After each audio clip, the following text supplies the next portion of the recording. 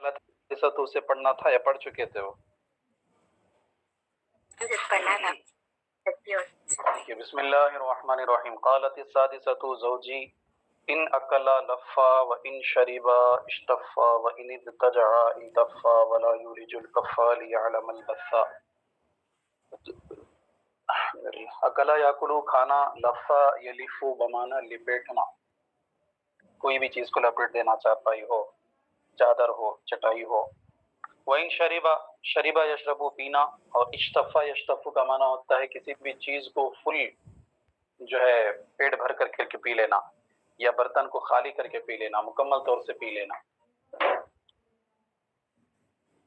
इज़्तजा यज़्तजिउ बमाना लेटना, इल्तफ़ा यल्तफ़ु लिपट जाना, लफ़ा यलिफ़ु लपेट देना, और इल्तफ़ा यल्तफ़ु लिपट जाना।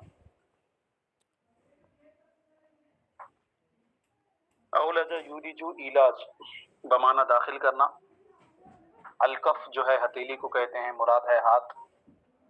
अलिमा यालमु जान लेना, और अलबस जो है ये गम को कहते हैं, हुज़्न को कहते हैं।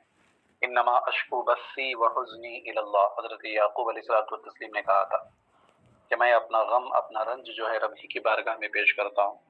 तो बस का माना क्या होता है? रंज व गम। छठी औरत कहती है कि ज़ौजी इन अकला लफ़ा, मेरा शौहर अगर खाता है तो सब लपेट देता है। मतलब ये है कि हम लोगों को कुछ नहीं बचा था, खाता है तो सभी कुछ खत्म कर देता है, पूरा चट कर जाता है।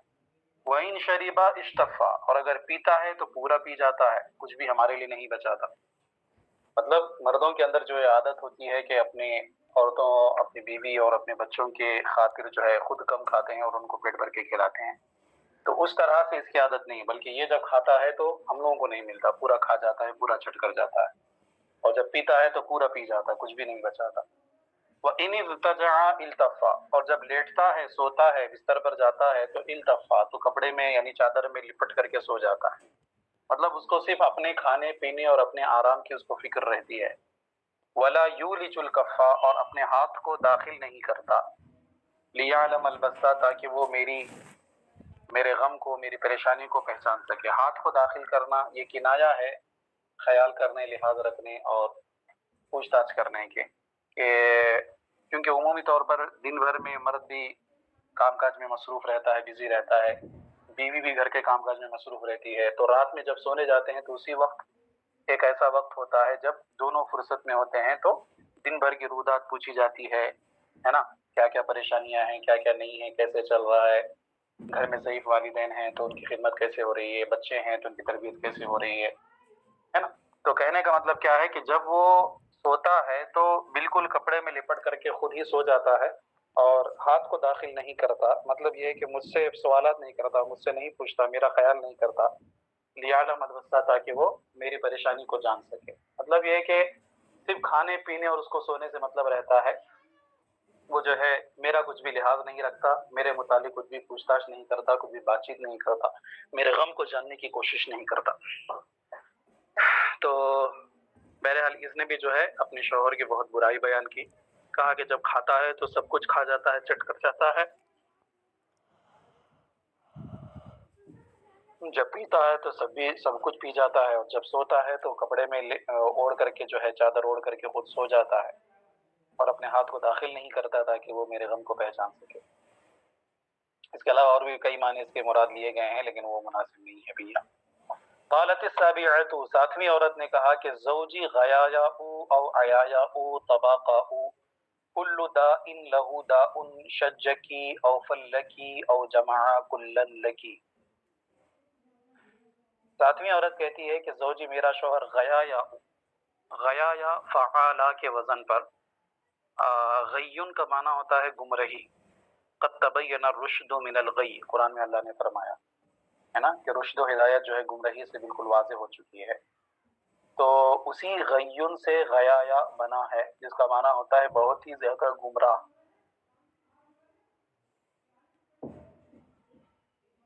राह भटका हुआ। या फिर यहाँ और एक नुस्खे में आयाया आया हुआ है, गयाया और आयाया। عیایا آیا ہوا ہے، عیایاہو کا معنی کیا ہے؟ یہ عیایا جو ہے یہ بھی فعالاؤ کے وزن پر ہے، مبالغہ کا صیغہ ہے۔ یہ ایون کا معنی ہوتا ہے تھک جانا، تھکا ہوا شخص کو ایون کہتے ہیں، ہے نا؟ تو اسی سے عیایا کا معنی بہت تھکا ہوا، تھکا ماندہ۔ جو انسان تھکا ہوا ہوتا ہے وہ تھک جاتا ہے، کیونکہ جب اس کو راستہ ہی نہیں بتایا تو گھوم پھر کر کے تھک جاتا ہے، پریشان ہو جاتا ہے۔ طباقہ جو ہے یہ بھی فعالاؤ کے وزن پر ہی جو ہے مبالغہ کا صیغہ ہے۔ طبقہ یطبقو کا معنی ہوتا ہے چھا جانا، ہے نا؟ اور جس کی عقل پر پردہ چھا جائے تو ایسے شخص کو بھی طبقاؤ کہتے ہیں، مطلب یہ کہ بہت ہی زیادہ بے وقوف یا بہت ہی زیادہ تھکا ماندہ، اس کا ترجمہ ہے نا؟ جو بہت زیادہ تھکا ماندہ ہے نا، بہت زیادہ بے وقوف۔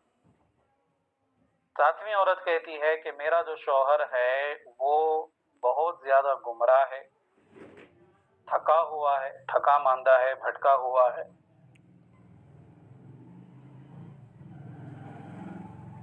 اور بہت جو ہے بے وقوف ہے۔ کل داء لہ داء، داء جو ہے بیماری کو کہتے ہیں۔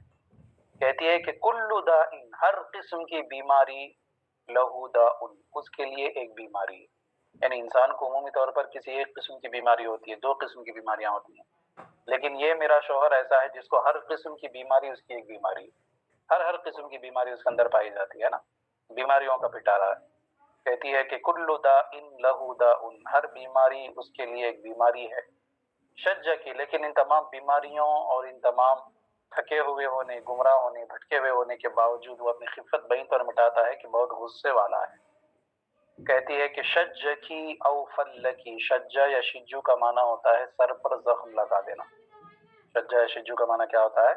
سر پر زخم لگا دینا۔ اسی سے افعلو کے وزن پر اشج آتا ہے، بمعنی وہ شخص جس کے سر پر زخم لگا ہوا ہو۔ حضرت عمر بن عبدالعزیز رضی اللہ تعالی عنہ کا لقب جو ہے وہ اشج ہے، جو خلیفہ راشد جن کو شمار کیا گیا ہے ان کا لقب جو ہے اشج ہے، کیونکہ ان کے سر مبارک پر بھی کیا تھا؟ زخم کا نشان تھا۔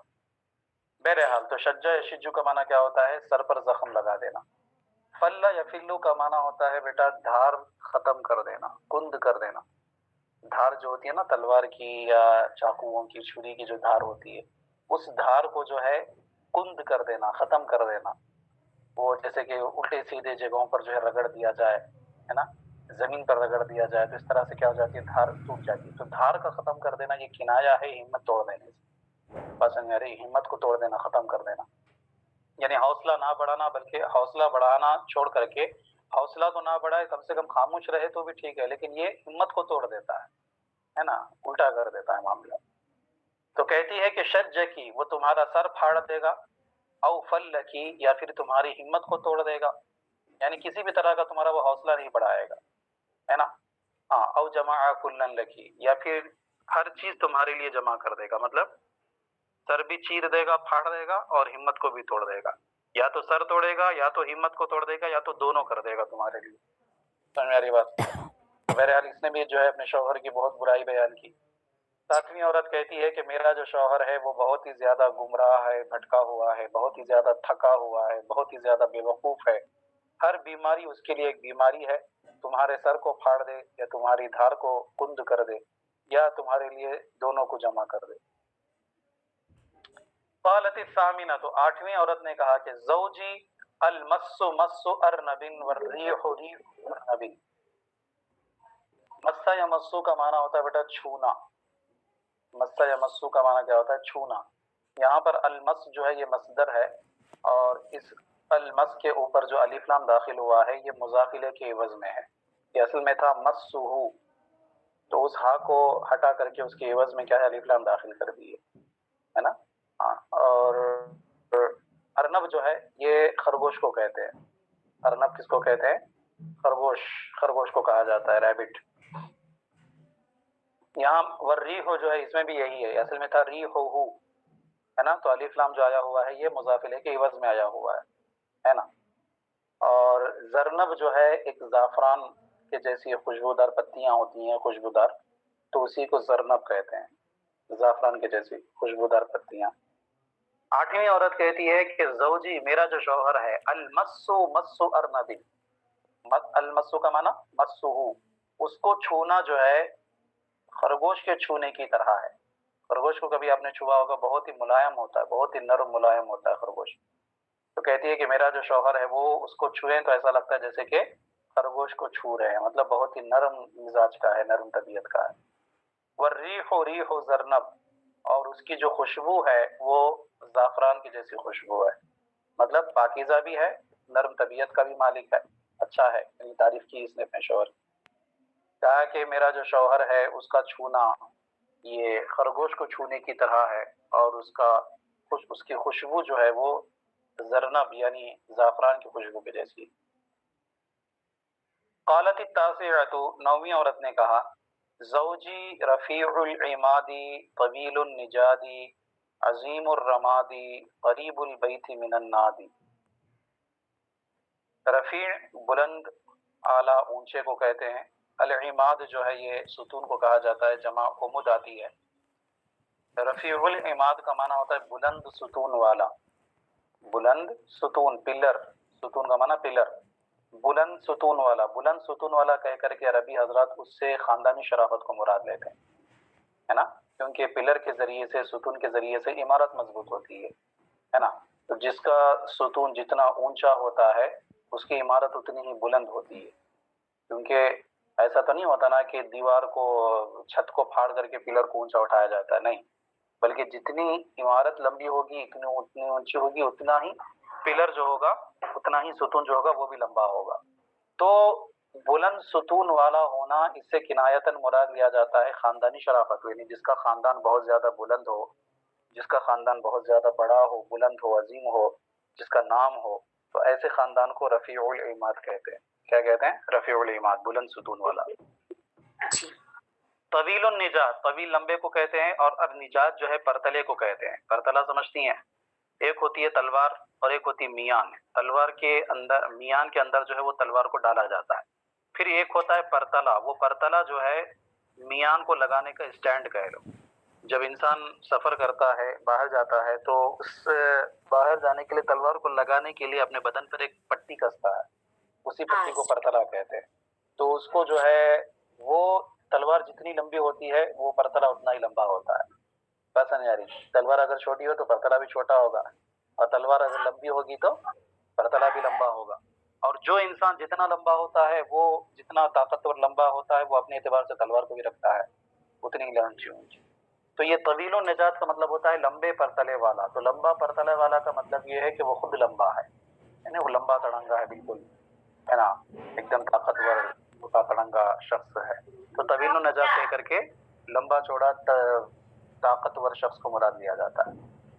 عظیم الرماد، عظیم کا معنی بہت زیادہ، اور الرماد جو ہے یہ راکھ کو کہتے ہیں. عظیم الرماد کا مطلب یہ ہوتا ہے کہ جو بہت زیادہ راکھ والا ہو. یہ بہت زیادہ راکھ والا کہہ کر کے اس سے کنایتاً بہت بڑا مہمان نواز مراد لیتے ہیں عرب کے لوگ. کیونکہ بہت زیادہ راکھ کا مطلب یہ ہے کہ وہاں پر چولہا بہت زیادہ جلتا ہے، لکڑیاں بہت زیادہ جلائی جاتی ہیں، اور جہاں پر لکڑیاں بہت زیادہ جلائی جاتی ہیں تو ظاہری سی بات ہے وہاں پر کھانا بہت زیادہ پکتا ہوگا، اور جہاں پر کھانا زیادہ پکتا ہوگا وہاں پر کھانے والے زیادہ ہوں گے. تو اس سے اس بات کا اندازہ لگاتے ہیں کہ وہ بہت بڑا مہمان نواز ہے، کیونکہ ہمیشہ اس کے گھر پر مہمان رہتے ہیں تو کھانا زیادہ پکتا ہے. تو عظیم الرماد کا معنی بہت زیادہ راکھ والا لفظی معنی، لیکن اس سے کنایتاً کیا مراد لیتے ہیں؟ بہت بڑا مہمان نواز جو ہمیشہ مہمانوں کی خاطر تواضع کرتا ہو. ہاں جی. قریب البیت من الناد، الناد جو ہے یہ محفل اور مجلس کو کہتے ہیں. النادی جو ہے محفل کو کہا جاتا ہے. یہاں پر اصل میں نادی تھا یہ یا کے ساتھ، ہے نا، تو یا کو جو ہے گرا دیا گیا ہے. تو الناد جو ہے یہ محفل، انجمن، مجلس کو کہتے ہیں. مشاورت کا جو جلسہ گاہ ہوتا ہے اس کو کہتے ہیں. ٹھیک ہے. تو کہتی ہے نویں عورت کہ میرا جو شوہر ہے وہ بلند ستون والا ہے، لمبے پرتلے والا ہے، بہت زیادہ راکھ والا ہے، اور انجمن سے اس کا گھر قریب ہے. انجمن سے اس کا گھر قریب ہے، محفل سے اس کا گھر قریب ہے. یہ محفل سے گھر قریب ہونا یہ بھی کنایتاً سردار ہونے کی جانب اشارہ ہے، کیونکہ جو ذمہ دار ہوتا ہے، جو سردار ہوتا ہے، جو محفل کی جان ہوتا ہے، اس کا گھر نزدیک ہوتا ہے.